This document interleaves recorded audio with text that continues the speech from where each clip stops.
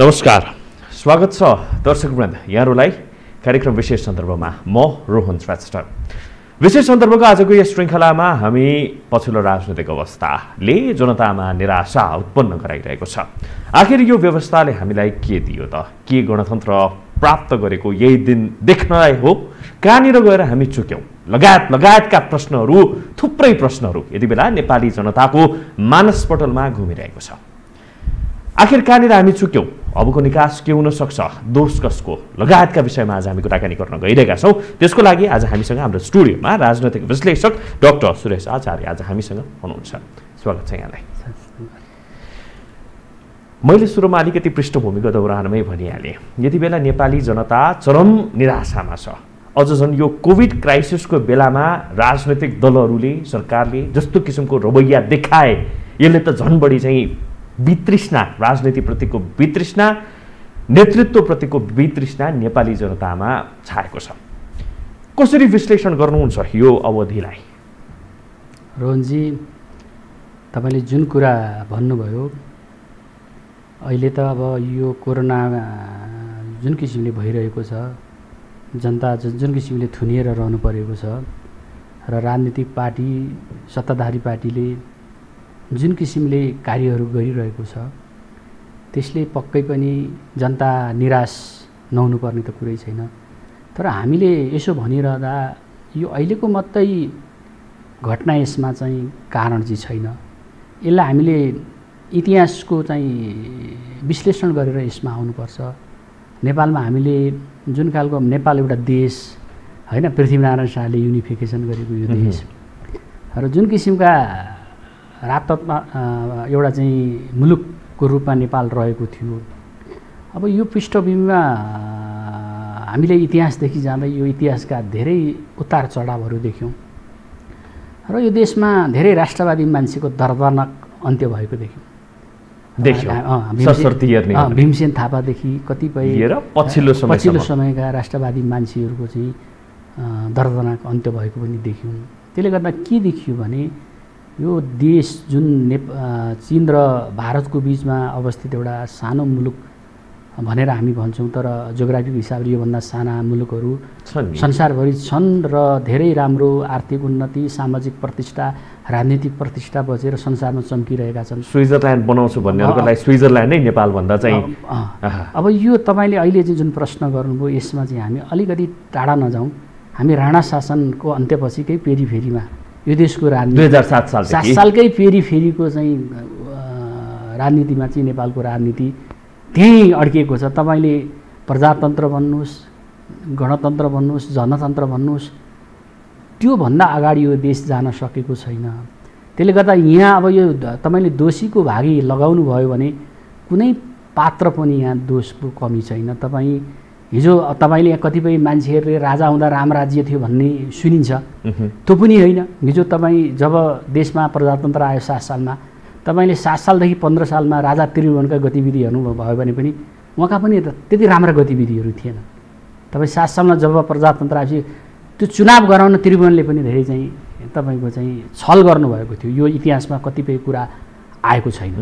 त्यसले गर्दा के हो भने राणामा भएको अधिकार राजामा सिफ्टिङ भएपछि राजा पनि निरङ्कुश हुने प्रवृत्ति महेन्द्रले लिनुभयो। भलै महेन्द्रलाई चाहिँ कति मान्छेले विकासवादी भन्छन्, तर अब त्यसको चाहिँ हामी तथ्याङ्क हेऱ्यौँ भने तपाईँ पञ्चायत कालको चाहिँ पछिल्लो घटना, वीरेन्द्रको अन्त्य गर्दाको घटना हेर्नु भने हाम्रो आर्थिक अवस्थाले प्रष्ट छ। देशमा त्यति विकास भएको थिएन, आर्थिक उन्नति थिएन, रोजगारी थिएन। वीरेन्द्रको वंशनाशभन्दा अघिको कुरा त्यो टाइम फ्रेमलाई त्योभन्दा अगाडि तपाईँको उद्योग कल कारखाना भए पनि सबै उद्योग कल कारखाना, मैले 46 सालको बजेटभन्दा अगाडिको स्थितिमा तपाईँ गए भने त्यति बेला 13वटा संस्थानको 2 अरब 2.5 अरब घाटा थियो। 13वटा संस्थानहरू भनेपछि 6.5 अरब हाम्रो राजस्व थियो त्यति बेला।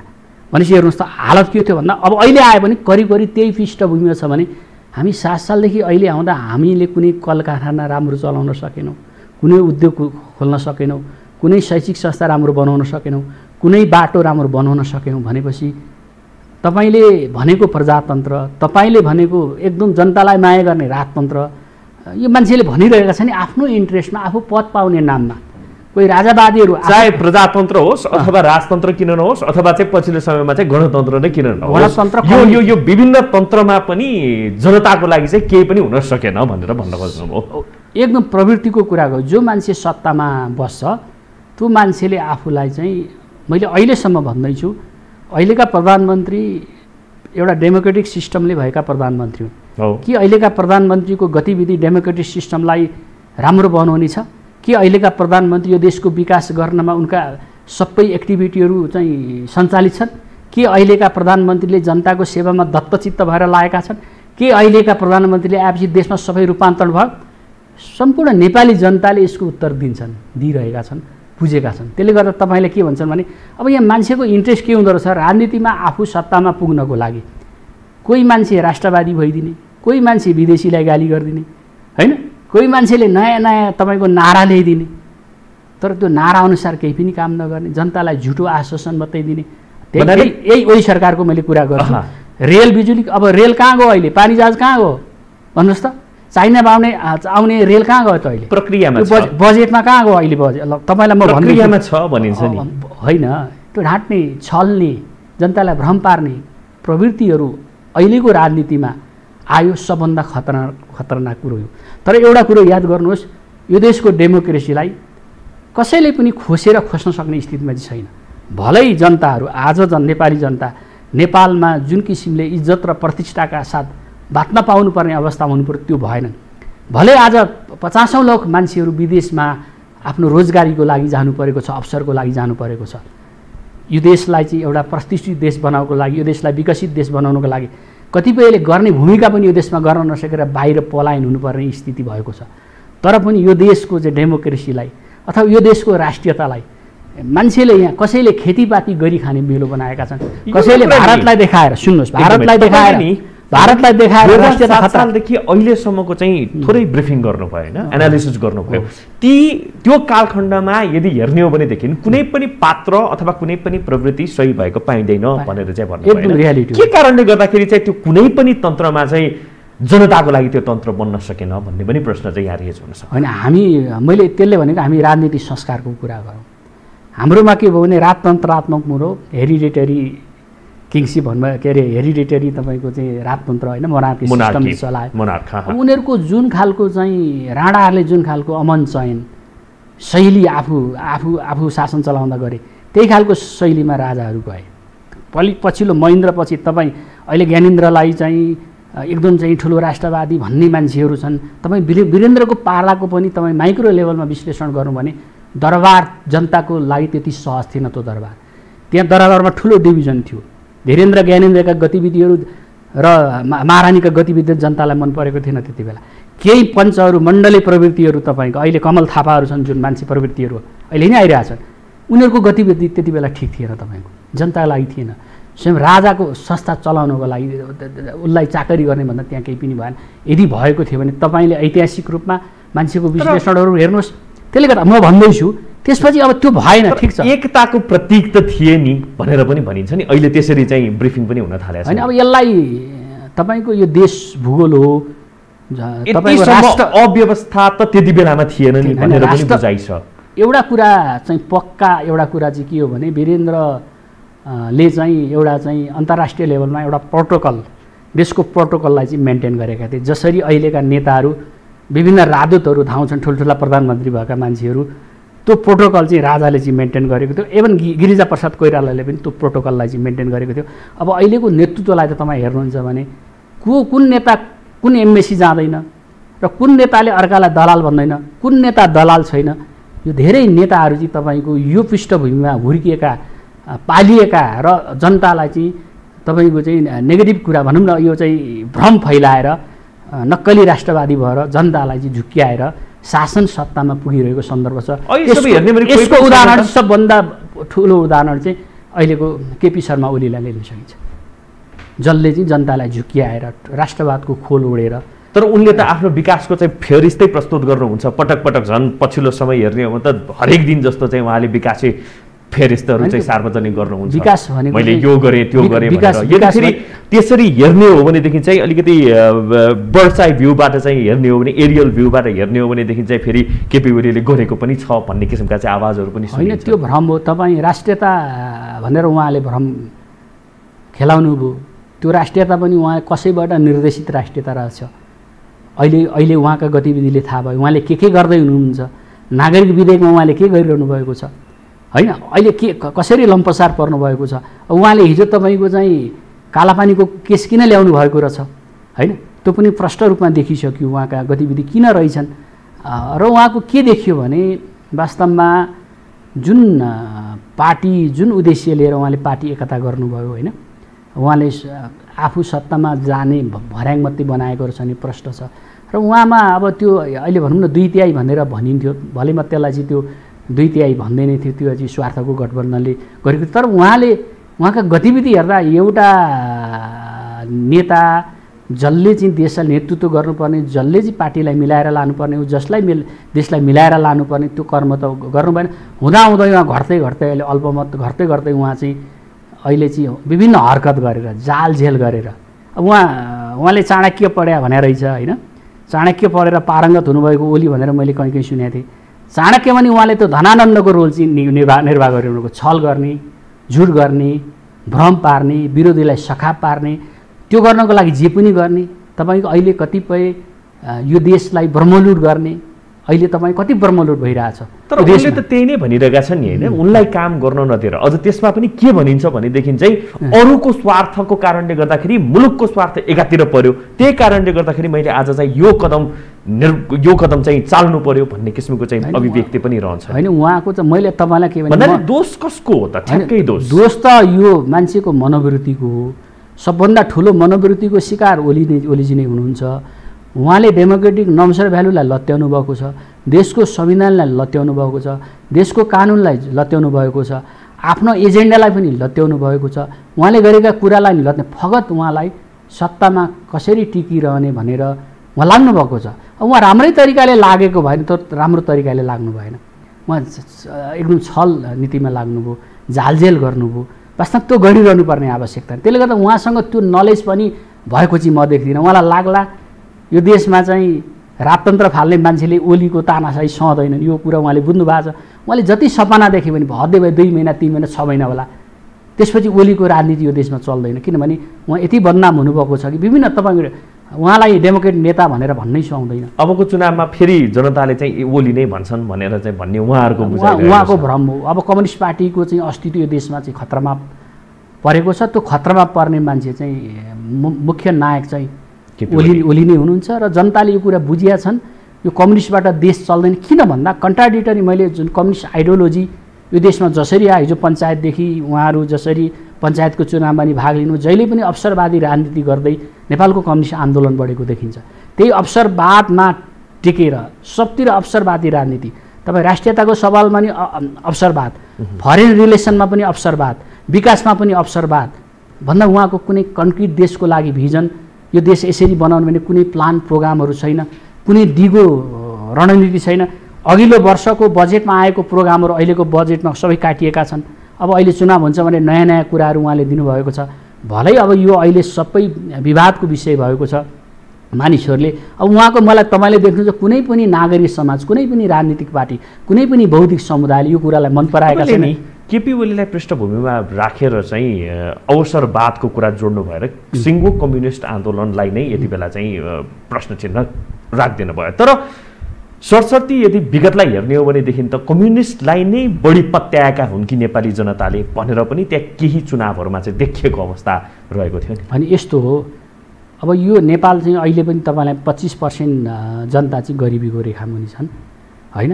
गरिबीको रेखामुनि हुँदा अहिले 75 लाख जनताहरू चाहिँ एकदम लो जनसङ्ख्याको हिसाबले 75 लाख जनता अत्यन्तै गरिब छन्। त्यसमा पनि 7% जनताहरू अहिले भन्नाले करिब 21 लाख जनताहरू 200 भन्दा कम दिनको 200 भन्दा कम रोज कमाउने खालका जनताहरू छन्, जसलाई खाना र लाउन चाहिँ समस्या छ। र यो परिस्थितिमा यो अहिलेको महामारीमा आज जनता कसरी रोइरहेका छन्, कसरी खान पाइरहेका छैनन्। तपाईँ यदि राज्य हो, राज्यको संरचना हो, राज्यको स्थिति भने यो स्थितिमा तपाईँ अहिले आज तपाईँ इन्डियाकै हेर्नुहोस्, मोदीलाई जति आलोचना गरे पनि जनताका राहत दिने काममा, जनतालाई सुविधा दिने काममा डटेर लागेका छन् होइन। अमेरिकाको कुरा गर्नु, प्रत्येक अविकसित देशमा पनि त्यसरी। तर हामीले त यहाँ त जनतालाई त कहीँ गन्दै गरेनौँ। त्यही जनतालाई दिनेको कोभिडको कुरालाई, त्यही कुरालाई कमिसनको खेल गर्यो। एउटा तपाईँको चाहिँ भ्याक्सिन ल्याउने कुरामा पनि कमिसनको कुरा गर्यो भनेपछि यो देशमा तपाईँको कसरी लोकतन्त्र छ भन्ने, जनताका लागि राजनीति गर्ने सरकार कसरी छ भन्ने। त्यसले गर्दा के हो भने जुन जनता मार्जिनलमा दुःखमा पाएका छन् त्यो जनताका लागि बोल्ने त यहाँ मान्छे देखिएन नि त। त्यसले गर्दा हामीले कसको लागि, यो डेमोक्रेसी कसको लागि हो त? जनताको लागि बोलिदिन चाहिँ कोही पनि देखिएन है अहिलेसम्म हेर्ने भने, एकजना पनि त्यस्ता नेता देखिएन। केही मान्छेले व्यक्तिगत रूपमा त्यो कुराहरू गरे होलान्, तर सम्पूर्ण पार्टी पङ्क्ति त्यो मार्जिनल ग्रुपको लागि जो अहिले के खाम, आज के खाम, भोलि के खाम, यो क्राइसिसमा त बोल्नुपर्छ नि, तिनका लागि केही प्याकेज दिएर ल्याउनुपर्छ नि। ओलीले त्यसमा के, यो बजेटमा के ल्यायो त त्यस्ता जनतालाई? आज तपाईँको के ल्यायो त? अहिले तपाईँ यो कोरोनाको महामारीमा खोपको लागि कति बेला को मर्ने टुङ्गो छैन, खोपको लागि बजेट छुट्याइएको छ। बजेट यो त तपाईँको खोपको लागि यो धेरै पहिले गर्नुपर्ने कुरा, युवाहरूको स्वरोजगारको लागि भनेर चाहिँ त्यहाँ त्यत्रो सर्टिफिकेट जित्तोमा राख्ने कुराहरू चाहिँ गर्नुभएको छ। त्यो भनेको सबै भ्रमका कुरा हुन्। तपाईँको यो हिजो पनि भनिएको। सर एउटा कुरा नि, हरेक कुरालाई भ्रमको नजरबाट मात्र हेर्नु जरुरी छ अथवा चाहिँ हाम्रो राजनैतिक पृष्ठभूमि नै त्यति दूषित बन्यो कि त्यहाँ भ्रम सिवाय केही पनि छैन? मैले तपाईँलाई एउटै त्यही भन्छु। त्यसले गर्दा यहाँ के भइदियो भने केही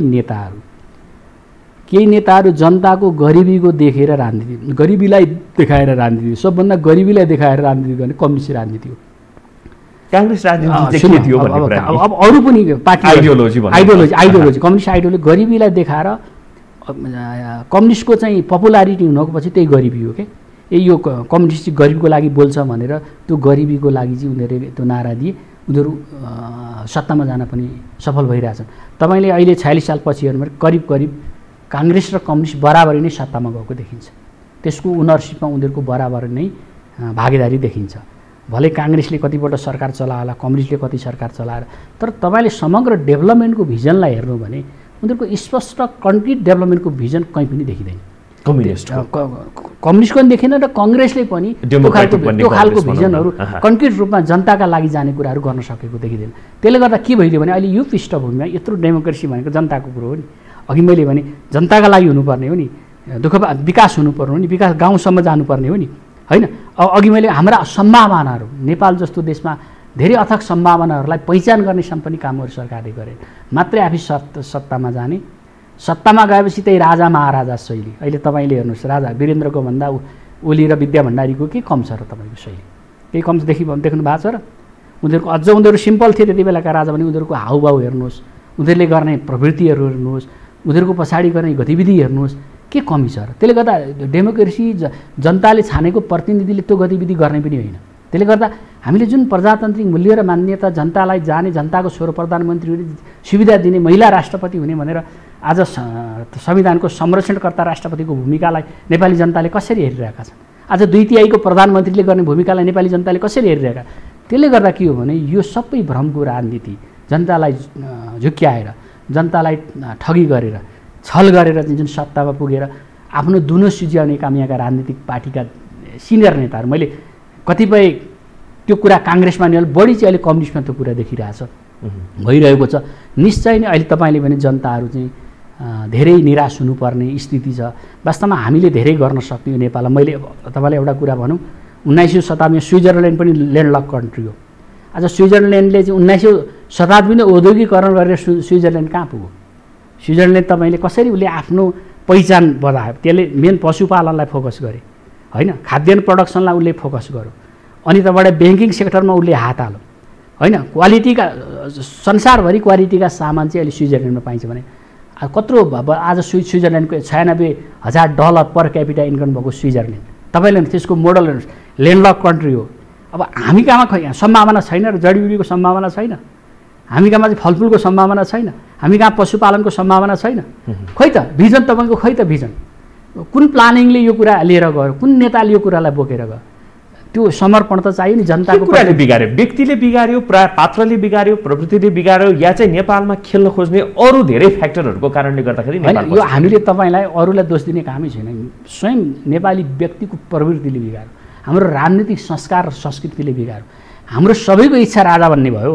राजनीति गर्ने मान्छे जो छन् तपाईँको तल त्यो वाडामा लड्नेदेखि लिएर प्रधानमन्त्री हुनेसम्मको प्रवृत्ति छाँटकाटलाई हेर्नु भने उसको राजा हुने प्रवृत्तिभन्दा केही पनि छैन। राजा हुने उसको चाहिँ त्यही हो, उसले त्यो खालको राजनीतिक संस्कार प्रत्येक मान्छेमा, त्यो जो मान्छे चाहिँ नेतृत्वमा गएर माथि गए तिनीहरू जनताका लागि भनेर मैले सोच्ने पात्र चाहिँ अहिलेसम्म पाएको छैन। केही मान्छेले नारामा केही कुरामा गरे होला, तर समग्र जनताको लागि यो भिजन लिएर जान्छु भने न हामीसँग राम्रो एउटा अर्थमन्त्री अहिलेसम्म उत्पादन गर्न सकियो हैन, न कुनै यत्रो प्लानरहरू आएर कुनै गर्न सके। कुनै पनि पोलिटिकल पार्टीभित्र तपाईँको एकातिर समस्या छ, अर्कोतिर हामीले प्लानिङ गरेर जुन किसिमको चाहिँ यो गन्जागला, मैले तपाईँलाई त्यही भन्दा उद्योग कल कारखानाको स्थितिलाई तपाईँ त्यही पञ्चायतको लास्ट पिरियडदेखि अहिले पिरियडमा त्यही घाटामा सरकारी संस्थानहरू गर्दा गर्दा बेचियो। तपाईँको घाटामा पञ्चायतमा घाटामा भएका संस्थानहरूलाई आएर बेचियो। अब 2-3वटा त्यो निजीकरण पञ्चायतले केही सुरुवात त गरेको थियो नि, सुरुवात भने घाटामा थियो। तपाईँले अहिले यो पनि भ्रम छ तपाईँलाई, पञ्चायतको कालमा सबै संस्थानहरू घाटामा थिए। अनि पञ्चायतले तपाईँको चाहिँ पछि सूर्यबहादुर थापा 36 सालमा प्रधानमन्त्री हुँदाखेरि र तपाईँको रविन्द्रनाथ शर्मा मन्त्री हुँदाखेरि उनले त्यति बेला प्रतिवेदन निकालेका थिए।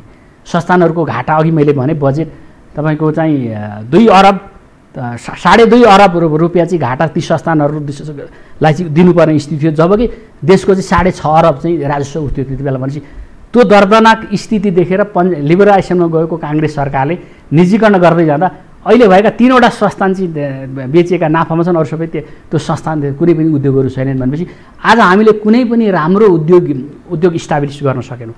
भलै अब काङ्ग्रेसपछि कम्युनिस्ट उसले नि गर्नुपर्थ्यो, म भन्दैछु, उसले पनि काङ्ग्रेसलाई के भनौँ उद्योग बेचेको भनौँ के भनौँ नारा लायो, तर त्यति बेलाको पृष्ठभूमिमा के आइयो भने त्यो घाटामा गएका संस्थानलाई चाहिँ बोजिलो त्यो चाहिँ देशले चाहिँ बोजिलो लिइरहनु भनेर कर्मचारी तन्त्र अथवा त्यसबाट चाहिँ घाटा गइरहनु भन्दा बरु त्यसलाई चाहिँ कुनै प्राइभेट सेक्टरलाई दिएर त्यो बोझबाट बचौँ भन्ने राज्यले नीति ल्याएको थियो। त्यो एक किसिम हेर्दा नीतिगत रूपमा ठिकै थियो, तर कार्यान्वयनको पक्षमा त्यहाँ पनि प्रब्लम भयो। एउटै मान्छेले 6वटा उद्योग खोलेको देखियो, यसले किनेको देखियो भनेपछि त्यहाँ अलिकति लिकेजहरू करप्सन हो कि भन्ने शङ्का त्यहाँबाट देखियो होइन। त्यसले गर्दा के हो भने अब त्यसपछि यो नीतिलाई गाडी गर्दा कम्युनिस्टहरू आयो तपाईँको, लाइक अब मनमोहनको सरकार आयो, त्यसपछि कम्युनिस्टका धेरै सरकार आयो।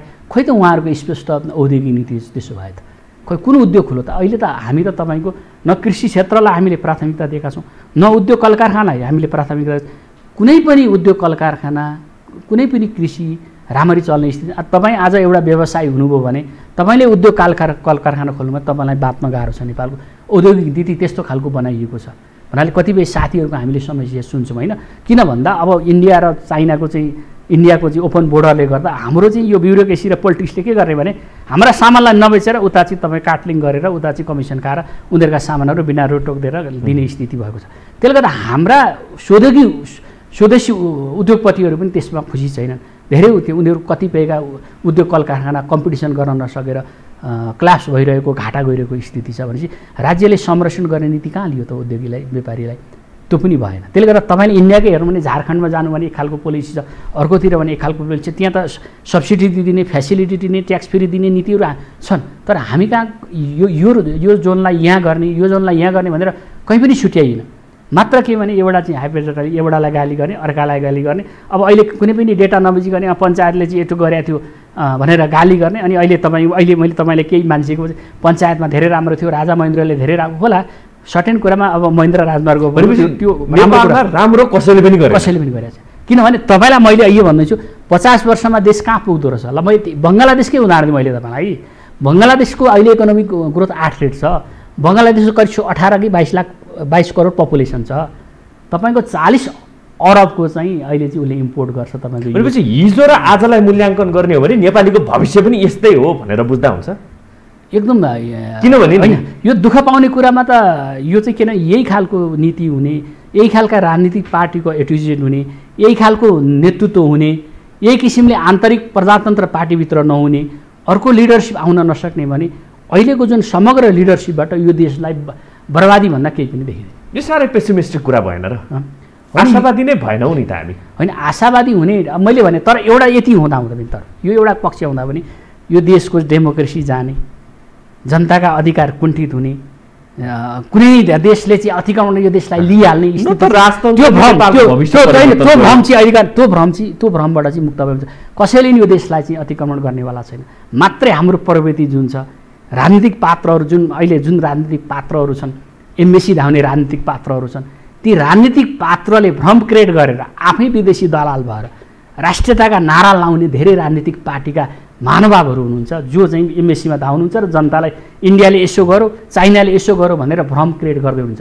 त्यो न इन्डियाबाट नेपाल खतरा छ, न चाइनाबाट नेपाल खतरा छ। मात्रै हाम्रा व्यवहारहरू, हाम्रो परराष्ट्र नीतिहरू जुन किसिमले सञ्चालन गर्नुपर्ने त्यो व्यवहारहरू हामीसँग, त्यो नलेजहरू हामीसँग छैन।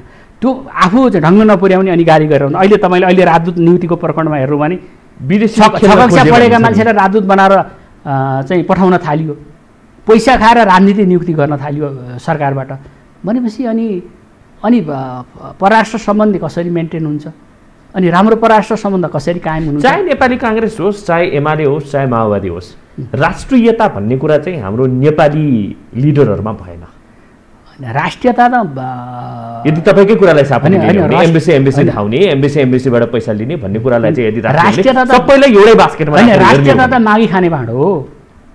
राष्ट्रियता इन्डियालाई गाली गर्ने, एमसिसी भयो भने यता अर्को त्यो विरोधी शक्तिबाट पैसा लिएर उता चाहिँ नारा लाउने, त्यो तपाईँको एनजिओको नाममा होस्, पोलिटिकल पार्टीको नाममा होस्, एक खालका प्रवृत्तिका मान्छेहरू छन्, ती पनि राष्ट्र विरोधीहरू हुन्, ती सञ्चालित मान्छेहरू हुन्। जति जे भए पनि तिनले कोर कुरा कुनै पनि बुझिया छैन। त्यसले गर्दा के भने मान्छेलाई भ्रम पाइदिएर उग्र राष्ट्रवादी भएर यही अहिलेको प्रधानमन्त्री ओलीको जस्तै तपाईँको भ्रम पारेर केही मान्छे त्यही तपाईँको चाहिँ उहाँ बोर्डरमा सुते, आज तिनै बोर्डरमा सुतेर उहाँको नेक्सेस देखिरहनु भएको छ।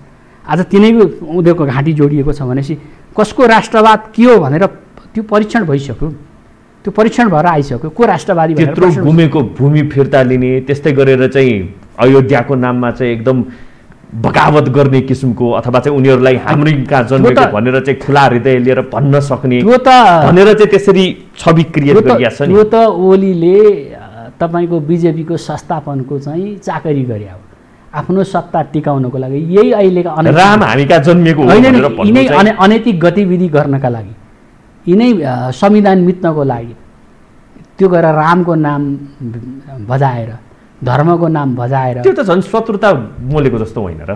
होइन, शत्रुता उहाँले अब अहिले के छ भने तपाईँको भलै चाहिँ इन्डियाको परराष्ट्र नीतिमा चाहिँ हिन्दू धर्मलाई चाहिँ यहाँ राष्ट्रिय धर्म बनाउनु भने त्यहाँ नीति त छैन, तर केही कठमुल्लावादी हिन्दूवादी नेताहरूले मिडियामा बोल्छन् नि, त्यो भ्रममा परेर हाम्रा चाहिँ नेतृत्वहरू चाहिँ त्यति भनौँ भने त मलाई चाहिँ मोदीजीको सपोर्ट भइहाल्छ भनेर यो फगत त्यसको लागि गरिएको उहाँको चाहिँ प्रपञ्च हो।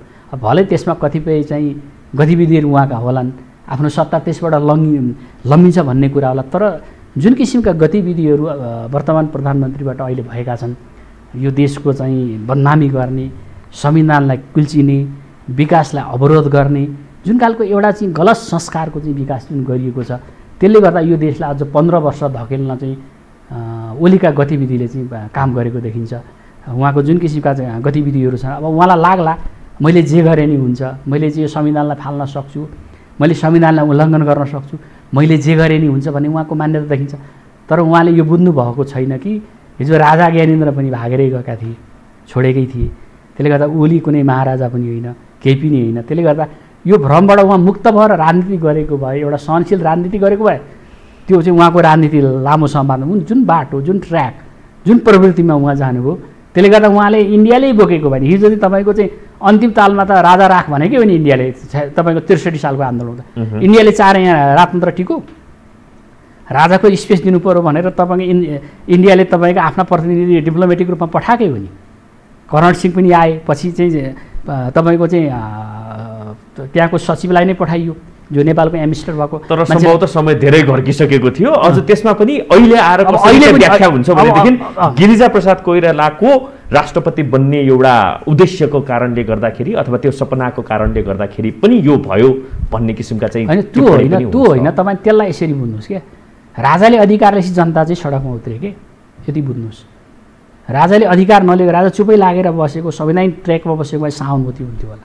जब राजाले अब म चाहिँ महेन्द्रकै पथमा जान्छु भन्ने गतिविधि ज्ञानेन्द्रबाट भयो, सम्भवतः त्यो पनि थिएन, किनभने त्यति बेला राजाले सबै पावर आफ्नो हातमा टेक गरिसकेपछि त केही हदसम्म चाहिँ नेपाली जनताले सपोर्ट पनि गरेका थिए। तर बिस्तारै जस्तो किसिमको चाहिँ चरित्र अथवा जस्ता किसिमका चाहिँ आसेपासे उहाँले चाहिँ बिल्डअप गर्दै जानुभयो, त्यो कुराले गरेर चाहिँ नैराश्यता सृजना गर्दै लगेको पो थियो कि? त्यति बेलाको घटनालाई हेर्नुहुन्छ भने माओवादीले पनि के भनेको थियो भने म नोकरसँग होइन मालिकसँगै कुरा गर्छु भनेको, भन्नुको अर्थ ऊ राजतन्त्र फाल्ने मोडमा ऊ पनि थिएन। तपाईँलाई हेर्नुहोस् एउटा कुरा भन्नाले राजतन्त्र फाल्ने प्रोग्राम त न माओवादीको थियो न पार्टीहरूको। तपाईँ त्यो पृष्ठभूमिलाई हेर्नुहुन्छ भने त्यो घटना चाहिँ हताशै भयो र त्यसमा चाहिँ ज्ञानेन्द्रलाई जसरी वरिपरिका मान्छेले उक्साएर त्यो परिस्थिति सिर्जना गरे। एउटा कुरो जनताको अधिकार लिएर कोही पनि मान्छे चाहिँ माथि जान सक्दैन। अब निरङ्कुश व्यवस्था कहीँ पनि यहाँ नेपालमा चल्न सक्दैन। भलै यो व्यवस्थाभित्र डेलिभरी भइरहेको छैन। मैले तपाईँलाई प्रवृत्तिहरू पात्रको प्रवृत्ति चाहिँ त्यही पञ्चायतकालीन शैली त्यही राणाकालीन शैलीमा प्रवृत्ति चाहिँ रूपान्तर भएर आइरहेको छ। हामी एउटा डेमोक्रेट लिडरले हुने गर्ने व्यवहारहरू गर्न सकिरहेका छैनौँ। तर त्यति हुँदाहुँदै पनि यो देशको डेमोक्रेसी चाहिँ जुन जनताको जुन खालको चाहिँ चेतनाको क्षमता छ, आज जुन भई मान्छेहरू त्यहाँ जोडिएका छन्, त्यसले गर्दा यो डेमोक्रेसीलाई लिएर म चाहिँ सर्वैसर्वा मिच्छु भनेर कसैले पनि राजनीति नगरे हुन्छ। तर के भइदियो जनतालाई तुषारपात कहाँ भने जो आए पनि पात्रले त्यही प्रवृत्ति गर्ने हुनाले डेमोक्रेसीबाट चाहिँ मृगति एकदम चाहिँ मै सर्वे सर्वा भन्ने प्रवृत्ति केपी ओलीमा देखियो भनेर चाहिँ तपाईँले भन्नुभयो होइन? एब्सोल्युटली। त्यो मै सर्वे सर्वा गर्नुको पछाडिको कारण चाहिँ के हो? मै सर्वे सर्वा हुनको लागि केपी ओलीबाट यस्तो किसिमको दुस्साहस भनेर भनौँ दुस्साहस भयो अथवा चाहिँ अरू केही गर्न खोजेका थिए उनले? यो त फगत राजनीतिक स्वार्थ हो होइन। अब ओलीलाई त्यो पोजिसनमा पुर्याउँदा पहिले उहाँको आन्तरिक पार्टीको राजनीति हो होइन। आन्तरिक पार्टीको राजनीतिमा अब उहाँको पनि अब अहिले हेर्दा उहाँकै भूमिका बढी देखेँ मैले, किनभने जिम्मेवार उहाँ भएको हुनाले। अब त्यो पार्टी चाहिँ एलायन्स भएको थियो होइन।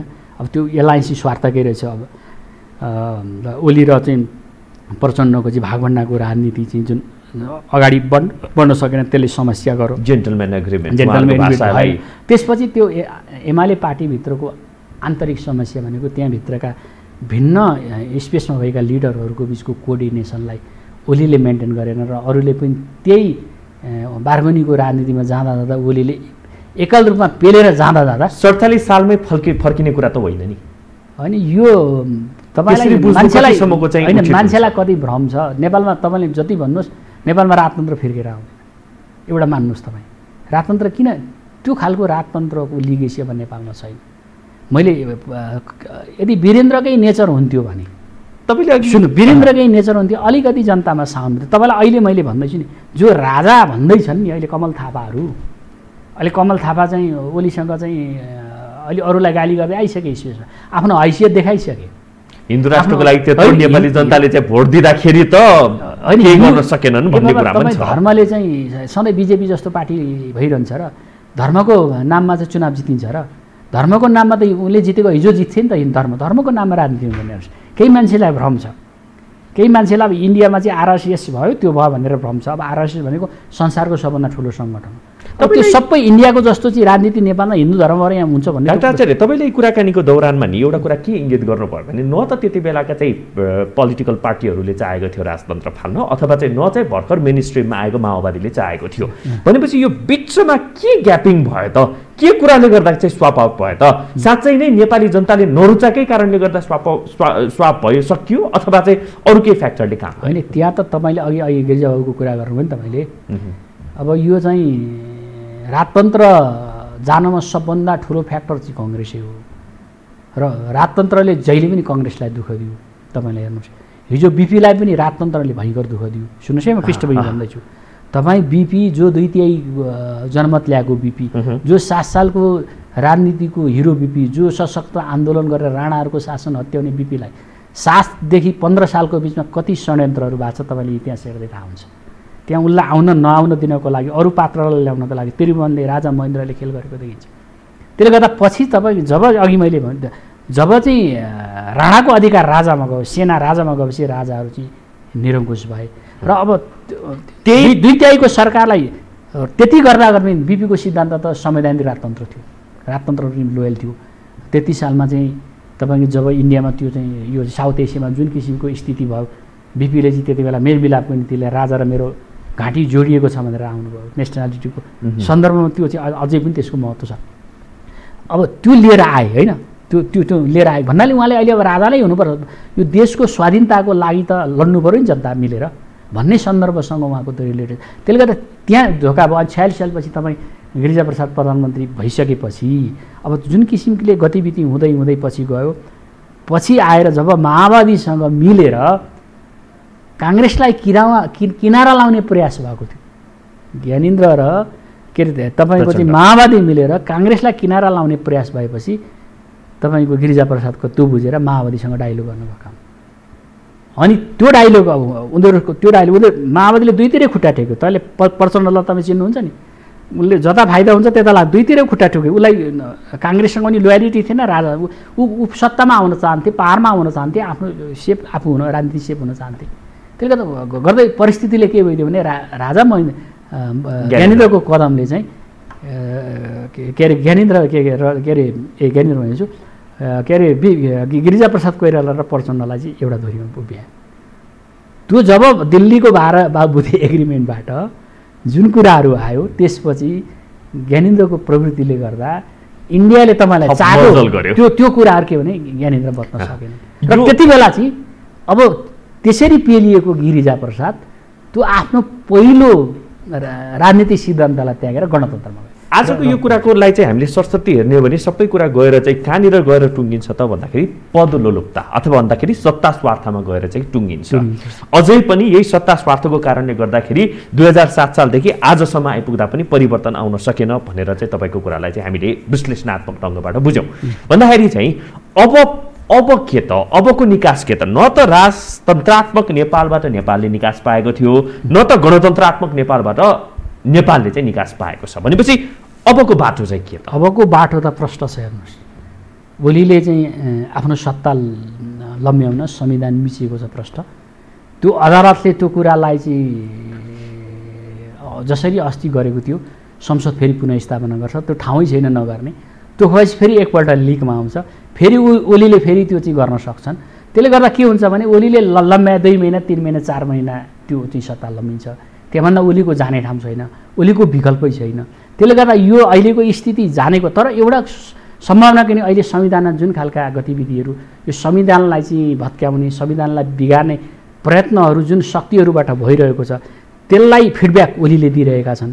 अब अहिले राजनीतिक पार्टीभित्र जुन खालको एकता भएको छ त्यो एकताले गर्दा त्यो ओलीको षड्यन्त्रलाई त्यसले चिर्छ होइन। भलै अब शेरबहादुर प्रधानमन्त्री हुन सक्लान् अथवा कोही प्रधानमन्त्री हुन सक्लान् नसक्लान् होइन, त्यो भोलिको कुरा। तर अदालतले पनि यो कुरालाई डिसएग्री गरेर अदालत पनि यो जनता अगाडि बदनाम हुन चाहँदैन, तपाईँले हेरिराख्नु। तर जेसुकै भए पनि फेरि पात्र त त्यही हो नि त, त्यही शेरबहादुर देउवा होला, पात्र होला। तर पात्र त्यो भइसके पनि जे भने अब एउटा कुरा के हुन्छ भने तपाईँको एउटा समस्या यहाँ चाहिँ के देखिन्छ भने हामीले जुन खालको संवैधानिक व्यवस्था चाहिँ निर्माण गऱ्यौँ यो चाहिँ 63 सालको आन्दोलनपछि, त्यो संविधानै एउटा अस्थिरताको धोतक्ती छ। अहिले जुन संविधानमा जुन खालको संवैधानिक व्यवस्थाहरू छन् त्यो व्यवस्थाले कुनै पनि सरकारको मेजोरिटी सरकार हुन चाहिँ गाह्रो हुन्छ, बुझ्नु भएन। जसरी दुईटा पार्टी मिलेर हिजो सरकार बनाए त्यो टिक्न सकेन र हामीसँग कोलुसन पार्टीको चाहिँ त्यो प्र्याक्टिस पनि हाम्रो कमजोर छ। जसरी इन्डियामा कोलुसन पार्टीबिचको कोलुसनको डेमोक्रेसी चाहिँ मोदीले ड्राइभ गरिरहेका छन्, त्यहाँ त पहिले मनमोहन सिंहले गरे, त्यहाँ करिब 20 वर्षभन्दा बढी त्यो कोलुसन कल्चर भइसक्यो भने हामी कहाँ त्यो कोलुसन कल्चर पनि डेभलप हुन सकेको छैन। तर जे भए पनि जसो भए पनि तपाईँको के हुन्छ भने एउटा चाहिँ चाँदीको घेराभित्र पनि के भन्छ बादलको घेराभित्र भनेपछि यो सम्भावना के छ भने तपाईँको अब यो संसद पुनःस्थापना नगरी न्यायालयलाई सुकै छैन, त्यहाँ सदनकै गतिविधि हुन्छ। यदि भएन भने पनि तपाईँको ओलीले नछोडी धराउँदैन, त्यसमा विकल्प राष्ट्रिय सरकारको विकल्प हुन्छ। त्यो राष्ट्रिय सरकारको विकल्प भनेको अहिले मङ्सिरमा चुनाव हुने स्थिति हुँदैन, आगामी वैशाखमा चुनाव हुन्छ, त्यो चुनावले चाहिँ सरकार दिन्छ। अब सरकार भनेको तपाईँको यो चाहिँ एउटा समस्या चाहिँ के हुन्छ भने यो संविधानको जुन खालको सनुपातिको जुन खालको प्रोभिजन छ त्यो प्रोभिजनले कुनै पनि पार्टीको चाहिँ मेजोरिटीमा सरकार आउने सम्भावना चाहिँ कम रहन्छ। त्यसले गर्दा हामी के भने यही अस्थिरतामा चाहिँ जकडिरहन्छौँ, जकडिनु चाहिँ होइन सम्भावना त्यो छ। त्यसले गर्दा अब यो कन्स्टिट्युसनका कतिपय कुरालाई फेर्ने मनस्थिति पनि देखिँदैन, त्यो खालको स्थिति पनि हुँदैन। मधेसवादी दलले जुन खालको भूमिकाहरू खेलिरहेका छन्, जुन किसिमको उनीहरूको समस्याहरू छ होइन, त्यसले गर्दाखेरि त्यो स्थिति रहन्छ। त्यसले गर्दा भन्नाले अहिलेको रिसेन्ट पोलिटिकल इन्भाइरोमेन्टलाई हेर्ने हो भने पनि अब पनि केही समय केपी ओली नै हो भनेर बुझ्दा हुन्छ। अनि केपी ओली तपाईँको संविधानले चाहिँ अब यो गर भने सम्म मैले भने उहाँ गढी गए 6 महिना जाने हो। केपी ओलीले यदि केपी ओलीकै पक्षमा निर्णय गर्दा 6 महिनाभन्दा जाने स्थिति त छैन। उहाँ 6 महिनाबाट के नै काल प्लट हुन्छ र? ओलीले के नै गरिहाल्छन्? के चुनाव जित्छन् र उनले? उनको पार्टी दलले चुनाव जित्छ र? त्यसले गर्दा के हो भने अब 6 महिनामा चुनाव हुने, यो महामारीमा चुनाव हुने सम्भावना छैन। त्यसले गर्दा के हुन्छ भने त्यसमा यदि ओली त्यो पथमा गयो भने तपाईँको राजनीति पुरा ध्रुवीकरण भइसकेको छ। ओली एक्लै छन्, अहिले अरू पार्टीहरू एकतिर छन् भनेपछि ओलीले एक्लै त्यो राजनीतिलाई थ्याक्न सक्दैन। थ्याक्न नसकेपछि उनले पनि कम्प्रोमाइज गर्नुपर्छ। अनि ओलीले सत्ताबाट बहिर्गमन हुनुपर्छ र कुनै पात्र प्रवृत्ति एउटा आएर चुनाव हुने स्थिति हुन्छ। त्यो चाहिँ टाढाको कुरा, यदि बिग्रिएको कुरा। तर नभए यदि ट्र्याकमा भइरह्यो भने, यदि अदालतले यो कुरालाई चाहिँ तपाईँको चाहिँ मध्यनजर गर्यो भने, संविधानमा भएका व्यवस्थालाई अक्षरश पालो गर्यो भने तपाईँको त्यो चाहिँ संसद त पुनर्स्थापना नगर्ने, हिजोको त्यही संसद पुनर्स्थापना कार्यान्वयन अहिलेको राष्ट्रपति र प्रधानमन्त्री भयो, त्यो कुरा ट्र्याकमा आउने बित्तिकै फेरि सरकार त बनिहाल्छ। अब सरकारमा भलै अब शेरबहादुर भन्लान्, को भन्लान् होला, अथवा अर्को पार्टी होला, अथवा चाहिँ ओली नभएर सुभाष नेवाङ पनि हुन सक्लान् भोलि छोडेपछि, होइन? त्यो पनि हुनसक्छ। तर के हुन्छ भने यो संविधान चाहिँ मैले भने न्यायालय पनि, न्यायालय एउटा चाहिँ नेपालको तपाईँको हिस्ट्रीमा न्यायालयको चाहिँ पञ्चायत कालमा पनि न्याय चाहिँ तपाईँको हुने थियो र अस्ति पनि धेरै मान्छेले आशंका गर्दा गर्दै अहिलेको न्यायाधीशले राम्रै न्याय दिएका थिए। त्यसले गर्दा तिनै न्यायाधीशहरू आज तपाईँको अहिलेको न्यायाधीशलाई पनि त्यो ओलीको निरङ्कुश प्रवृत्तिलाई दिएर उहाँले के चाहिँ त्यो न्यायाधीशले के माला लाउने हो र, तपाईँको के पद पाउने हो र, के स्वार्थका लागि गर्ने हो र? त्यसले गर्दा मान्छेले त्यसरी सोध्दैन। ओलीले सोध्ने बेग्लै कुरा, भ्रममा पार्ने बेग्लै कुरा, तर त्यसरी न्यायालयले मलाई सोध्छ जस्तो लाग्दैन। किनभने अहिले मैले जति पनि बहस र छलफलहरू हेरेको, जति पनि मान्छेका कुराहरू सुनेको छु, जति पनि नागरिक समाजका मान्छेका कुरा पनि, जति पनि इन्टेलेक्चुअल मान्छेका कुरा सुनेको छु, यो संविधान चाहिँ पुनर्स्थापना हुन्छ र ट्र्याकमा आउँछ। ट्र्याकमा आयो भने ओलीको बहिर्गमन हुन्छ। ओलीको बहिर्गमनले चाहिँ एउटा ओली प्रवृत्तिलाई चाहिँ तपाईँको अलिकति एउटा राजनीतिक समुद्र सम्बन्ध चाहिँ कायम हुन्छ। त अहिले भने नि वैशाखमा चाहिँ चुनाव, त्यो सरकारले चुनाव गराउँछ। त्यसले गर्दा मैले भने अब यो चाहिँ अस्ति यो अहिले जुन खालको बहुमतको सरकारले चलाउँछ भने भोलि यो संविधान चाहिँ तपाईँको अस्तित्वको प्रतीक छ, यसलाई चाहिँ चेन्ज गर्नुपर्छ। राजनीतिक पार्टीले जान्ने भने यसको व्यवस्थालाई चाहिँ करेक्सन गर्नुपर्छ, अनि मात्रै देशमा स्टेबल गभर्नमेन्ट हुन्छ। संविधानमा समस्या छ, संविधानमा समस्या छ। त्यो संविधानको समस्या नगरिकन स्टेबल गभर्नमेन्ट नहुँदैन। स्टेबल गभर्नमेन्ट नभनिकन डेभलपमेन्ट हुँदैन। तपाईँले अहिले मैले स्विजरल्यान्डको मोडल भन्नुहोस्, सिङ्गापुरको मोडल भन्नु, त्यहाँ स्टेबल सरकार चाहिन्छ। व्यवस्थामा कमजोरी त होइन नि? व्यवस्थामा त हाम्रो प्रवृत्तिमा कमजोरी हो, हाम्रो एटिच्युडमा कमजोरी हो। मैले अहिले हाम्रो राजतन्त्र गणतन्त्रदेखि बाहेक पनि अरू कुनै व्यवस्थाको कल्पना गर्न सकिन्छ? अब त्यो त किनभने संसारभरि दुईवटा भन्दा व्यवस्था छ। त्यही त। फेरि तपाईँ एउटा कुरा, यो इजमले मात्रै डेभलपमेन्ट गर्ने पनि होइन। तपाईँ इजमले, न कम्युनिजमले, न राजतन्त्रले, न यो डेमोक्रेसीले, यो चाहिँ तपाईँको विकास भनेको चाहिँ संसारको मोडल हो। जुन इजममा नि राजतन्त्रमा भएको ठाउँमा नि विकास भएको छ, होइन? कम्युनिजम भएको ठाउँमा नि विकास भएको छ तपाईँको, होइन? अब तपाईँको अर्को सोच विकासको मोडल चाहिँ कस्तो हुनुपर्छ? तपाईँ अब आफै पनि चाहिँ डेभलपमेन्टको चाहिँ विद्यार्थी प्लस चाहिँ तपाईँले पनि काम पनि गर्नु होइन। म त हेर्नुहोस्, मलाई त अलिकति त्यो स्विजरल्यान्डको मोडल भन्छ नि, मलाई मन परेको। फेरि एकपटक स्विजरल्यान्डकै सपना।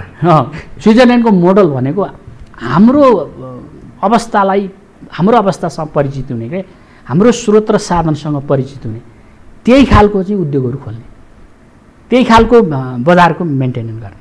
तपाईँले मैले स्विजरल्यान्डले खाद्यान्न उद्योगहरू खोलो, के ब्याङ्किङ सेवा सेक्टर खोलो, के उसले तपाईँको उसले तिनै कुराहरू म्यानुफ्याक्चरिङ गर्यो कि 1957 उद्योग, उसको कल कारखाना त्यहाँ तपाईँको उसले चाहिँ पशुपालनबाट उसका उत्पादित वस्तुहरू संसारभरि चाहिँ तपाईँको बेचिए, के तपाईँको। अनि उद्योग कल कारखाना खोलियो, ब्याङ्किङ सेक्टर, अनि ब्रान्डेड सामानहरूको उत्पादन। अहिले घडीको कुरा गरौँ, स्विजरल्यान्डको घडी भन्छ। अनि ब्याङ्किङ सेक्टर, जो पनि मान्छे स्विजरल्यान्डमा पैसा राख्ने कुरा गर्छ भने उनीहरूको इकोनोमी $96,000 पर क्यापिटा इन्कम भएको स्विजरल्यान्ड आफैमा भूपरिवेष्टित मुलुक हो। त्यसले गर्दा हाम्रा पनि सम्भावनाहरू, तपाईँको मैले भने हाम्रो चाहिँ हिमालको कुरा आफ्नै विशेषता छ, पहाडको आफ्नै विशेषता छ, तराईको आफ्नै विशेषता छ। त्यसले गर्दा हामीले चाहिँ फलफुल खेती र पशुपालनमा प्रचुर मात्रामा हाम्रा सम्भावनाहरू छन्। अनि हाम्रा मिनरलहरूमा प्रचुर मात्रामा सम्भावना छ। हाम्रा जडीबुटीहरूमा प्रचुर मात्रामा हामीले तिनै कुरालाई म्यानुफ्याक्चरिङ भनेको एकजना भिजनरी मान्छे चाहियो। त्यो भिजनरी मान्छे अहिलेसम्मको चाहिँ परिदृश्यमा हेर्ने हो भनेदेखि सम्भवतः नेपाली अब अहिले हाम्रो कृषिको कुरा गर्छौँ, पाएकै छैन। कृषिको कुरा जसले तपाईँ खेती त्यो घाटा जान्छ। हाम्रो नेपालको किसानले खेती गर्ने बित्तिकै तपाईँ जानुभयो किसान भएर भने त्यो किसान घाटामा जान्छ। तपाईँ 10 बिघा 20 बिघा खेती गर्नुहोस्, त्यो किसानसँग कहिले पैसा आउँदैन। किनभने हाम्रो ओपन बोर्डर छ। अनि हामीले चाहिँ अनि हामी सब्सिडी चाहिँ इन्डियाको किसानले चाहिँ मल सब्सिडीमा पाउँछ, हाम्रो किसानले सब्सिडीमा पाउँदैन। उनीहरूको टेक्नोलोजी हाई छ, हाम्रो टेक्नोलोजी हाई छैन। अनि उसले चाहिँ कतिपय हाम्रो केही पनि छैन, हाम्रो नाम मात्रै किसानलाई भनिएको छ, किसानलाई कुनै सुविधा छैन। त्यसले गर्दा के भने हाम्रो प्रायोरिटीमा कृषिलाई प्रमोसन गर्ने, कृषिलाई टेक्नोलोजी ट्रान्सफर्म गर्ने, कृषिको प्रोडक्सन बनाउने त्यस्ता खालका नीतिहरू पनि अध्ययन र अनुसन्धान भएनन्, त्यस्ता खालका युनिभर्सिटीहरू पनि खोलेनन्, त्यस प्रकारका रिसर्च अनुसन्धान केन्द्रहरू पनि खोलेनन्। त्यसले गर्दा हामी अब पशुपालनको कुरा गरौँ, त्यसमा पनि त्यो अनुसन्धानहरू भएन होइन। भन्नाले यी सम्भावनालाई हामीले चाहिँ हाम्रो एकाडेमिक इन्स्टिट्युसनमा त्यसलाई चाहिँ इन्ट्रोड्युस गराउनु पर्थ्यो। त्यस्तो खालको युनिभर्सिटीहरू तपाईँ अहिले सिङ्गापुरमा तपाईँ 34वटा युनिभर्सिटी छन्, तपाईँको करिब 75 लाखको जनसङ्ख्या, कति वर्ष भयो तपाईँको डेभलपमेन्ट भएको? आज 75 लाख जनसङ्ख्या भएको 35वटा युनिभर्सिटी छन्। तपाईँको सिङ्गापुर युनिभर्सिटी वर्ल्डको टप युनिभर्सिटी आउँछ, नाङ्गेन भने टेक्नोलोजिकल युनिभर्सिटी संसारको टप युनिभर्सिटीमा आउँछ। उसले प्रायोरिटी तपाईँको साइन्स, टेक्नोलोजी, म्याथ होइन विषयलाई प्रायोरिटी दिएर एजुकेसन इन्स्टिट्युसनको इन्हान्समेन्ट गरेको, डेभलपमेन्ट गरेको, एजुकेसनलाई चाहिँ प्रमोट गरेको, त्यही एजुकेसनले गर्दा सिङ्गापुर भयो। र अनि तपाईँको उनीहरूको चाहिँ गुड गभर्नेन्स, सबभन्दा लिग पोइन्टको गुड गभर्नेन्स हो। त्यो गुड गभर्नेन्सले अनि मेरिटोक्रेसीलाई उसले चाहिँ प्रमोट गर्यो, मेरिटोक्रेसीलाई प्रमोट गर्यो। तपाईँको जहाँ पनि स्किलफुल मान्छे, पुलिस पनि योग्य मान्छे मात्रै पुलिस हुने, आर्मी पनि योग्य मान्छे मात्रै पुलिस हुने, सबै योग्य मान्छेलाई सेलेक्सन गर्ने सिस्टम भयो। त्यसले गर्दा एकाउन्टेबल र ट्रान्सपरेन्टले गर्दा युकाले सिङ्गापुरलाई चाहिँ सिङ्गापुर बनाए होइन। भन्नाले त्यो मोडल त्यहाँ सफल भयो। अब स्विजरल्यान्डको मोडल त्यो छ। अझ बङ्गलादेश, अहिले तपाईँलाई बङ्गलादेश हेपिएको बङ्गलादेश पनि आज तपाईँको 40 अरबको तपाईँको चाहिँ लत्ता कपडा यो यसलाई के भन्छ चाहिँ पहिलो चीनपछि दोस्रो चाहिँ गर्ने हो भने एउटा गरिब मुलुकले पनि गर्न त सक्दो रहेछ नि। 2200 तपाईँको डलर चाहिँ उसको पर क्यापिटा, हाम्रो 1100 पनि छैन होइन। भनेपछि आज बङ्गलादेश नेपालभन्दा पछि थियो भने अनि तपाईँको निर्माणको क्षेत्रमा बाटो रोडको क्षेत्रमा पनि बङ्गलादेश अगाडि छ। भनेपछि संसारका कतिपय गरिब मुलुकहरू धेरै धनी भएको स्थिति छ। तर हामीले मेजर कुरा भनेको भिजनै आउँदो रहेछ, भिजनै भएन। हामी एउटा ट्रेडिसनल त्यो राजा महाराजाको प्रथामा गयौँ। आन्तरिक पार्टी डेमोक्रेसी कुनै पार्टी न त काङ्ग्रेसले त्यो भिजनलाई सक्सेस दिन सक्यो, न त कम्युनिस्टले नै त्यो भिजनलाई सक्सेस दिन सक्यो। भनेपछि कुनै अर्को केही खोजेको मुलुकले, अनि मुलुकले चाहिँ केही मान्छे यो चाहिँ लिडरसिपमा छन्, पार्टीभित्र कङ्ग्रेसभित्र पनि छन्। अब मैले कम्युनिस्टमा त देख्दिनँ लिडरसिप सबै सिद्धियो, कङ्ग्रेसमा केही भिजनरी लिडरहरू छन्। मैले भने अहिले पछिल्ला पुस्ताका नेताहरू छन्, यी भनौँ गगन थापा, वीरेन्द्र रिजाल होइन, एनपी साउद, तर फेरि पानी त त्यही मुहानको सुन्नु गोविन्द भट्टराई, यहाँ विश्वप्रकाश शर्मा, केही आशा लाग्दा युवा पुस्ताहरू त्यहाँ छन्। अब केही तपाईँ भिजनरी मान्छेहरू पनि छन्। अब अलिकति काङ्ग्रेस पार्टी चाहिँ त्योभन्दा अलिक फरक हो। तर त्यहाँ पनि शेरबहादुर देउवा चाहिँ पार्टी अध्यक्ष भएपछि उहाँले जुन किसिमले पार्टी चलाउनु भयो होइन, जुन किसिमले चाहिँ नेतृत्व चाहिँ आन्तरिक डेमोक्रेसीको त्यहाँ प्रयोग भएको छैन। त्यसले गर्दा अब मेबी अब अहिले तपाईँलाई म के भनौँ भने अब यो अहिलेको राजनीतिक पृष्ठभूमिमा कम्युनिस्टहरू फुटे, मधेसिनी फुटे भनेपछि अब आउने नेतृत्व कङ्ग्रेसले नै हो। र कङ्ग्रेसमा यदि यो अधिवेशनले चाहिँ नेतृत्व चाहिँ रूपान्तरण भयो भने काङ्ग्रेसका केही युवा नेताहरूसँग चाहिँ त्यो प्रचुर सम्भावना मैले देख्छु। तर पनि उहाँहरू पनि अहिले आन्तरिक समस्यामा हुनुहुन्छ, आफ्नो मात्रै इच्छामा। सम्भवतः अबको महाधिवेशनले केही विरास देला भने एउटा सम्भावनामा चाहिँ हामी उ गरौँ। हजुर, धेरै धन्यवाद डाक्टर साहब, हाम्रो स्टुडियोमा आइदिनु भयो। पछिल्लो राजनैतिक अवस्था र नेपालको चाहिँ विकासक्रमको विषयमा चाहिँ आफ्ना ज्ञानहरू, आफूसँग भएका बुझाइहरू राखिदिनु भयो। यहाँलाई धेरै धेरै धन्यवाद। धन्यवाद तपाईँलाई पनि मलाई केही कुराहरू राख्ने मौका दिनु, यो टिभीलाई पनि म धन्यवाद दिन्छु। र तपाईँ पनि डेभलपमेन्टको चाहिँ एउटा चाहिँ स्टुडेन्ट र एउटा चाहिँ एकाडेमिसियन हुनु, त्यसमा मलाई खुसी लाग्छ। धेरै धेरै धन्यवाद हजुर। दर्शक यहाँ पनि धेरै धेरै धन्यवाद आज हामीलाई साथ दिनुभएकोमा। हेर्दै रहनुहोला यो हो टेलिभिजन। नमस्कार। कस्तो अलि बिग्रियो क्या।